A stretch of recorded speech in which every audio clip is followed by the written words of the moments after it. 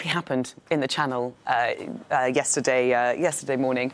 Well, as we can see from those rather dramatic pictures, there was a maritime skirmish, if you call it that, off the coast of Normandy in the English Channel. There were about 40 French boats that went there and their captains to protest against the presence of British fishermen. And of course, they were trawling for scallops. There were rocks thrown, as we saw. Now, the French fishermen say this is British pillaging. That's what they're referring to it. So they tried to chase the British ships away, which they did succeed in doing in the end. When these ships returned to port, some of them were damaged. But this is not the first incident.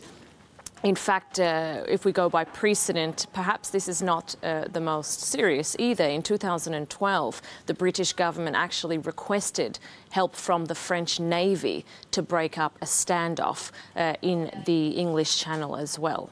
Is there anything to actually stop the British, legally speaking, from fishing there? Well, you're right. Legally is the point here under the European Union and all of the treaties that refer to maritime law. Any member of the European Union is allowed to fish in these shared zones. The difference is maritime law comes into play around 12 miles or 19 kilometres off the coast of territorial waters, in this case, France. So, of course, British trawlers aren't allowed within that 19-kilometre exclusion zone. However, French fishermen say they keep coming into French waters, and that's what they're concerned about, and that's what they're upset about. Now, you also have French environmental law here, which, because the depletion of scallops, not just in the English Channel, but of course globally, according to the United Nations, fishery stocks are down 90% around the world.